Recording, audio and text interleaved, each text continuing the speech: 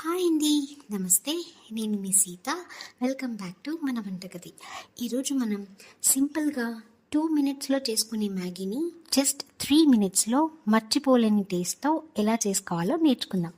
అందుకోసం ఒక కారం చేసుకోవాలండి. దానికి ఒక 4 వెల్లుల్లి రెబ్బల్ని పొట్టు తీసుకోండి. అందులోకి 1 టీ స్పూన్ కారం వేసి ముద్దలాగా దంచుకొని తీసుకోవాలి. చూడండి, ఇలా దంచుకొని పెట్టుకుంటే సరిపోతుంది. ఇప్పుడు స్టవ్ మీద ఒక మూకుడు పెట్టుకొని అందులోకి 1 టీ స్పూన్ ఆయిల్ వేసుకొని కొంచెం వేడెక్కాక దంచుకున్న కారం వేసుకొని కొద్దిగా కరివేపాకు కూడా వేసుకొని ఒక 2 మినిట్స్ వేయించుకోవాలి. ఇప్పుడు ఇందులోకి మనకి మ్యాగీ ప్యాకెట్లో మసాలా శాచెట్ ఇస్తారు కదండి, దాన్ని కూడా వేసుకొని ఒకసారి కలుపుకోవాలి.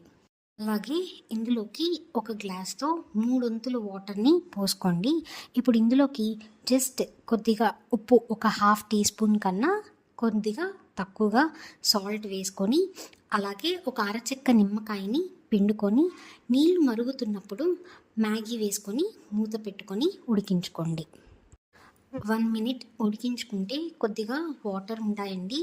ఇప్పుడు ఈ స్టేజ్లో కొద్దిగా కట్ చేసుకున్న కొత్తిమీరని వేసుకొని కలుపుకొని మళ్ళీ మూత పెట్టుకొని మగ్గించుకోండి.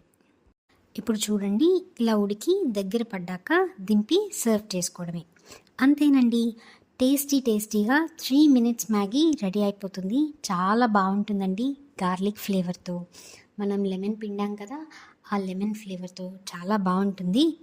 ఒకసారి మీరు కూడా ఇలా ట్రై చేసి ఎలా కుదిరిందో నాతో షేర్ చేసుకోండి. రెసిపీ నచ్చినట్లయితే లైక్ చేయండి, మీ ఫ్రెండ్స్ అండ్ ఫ్యామిలీ మెంబర్స్తో షేర్ చేయండి, మన వంటగదిని సబ్స్క్రైబ్ చేసుకోండి.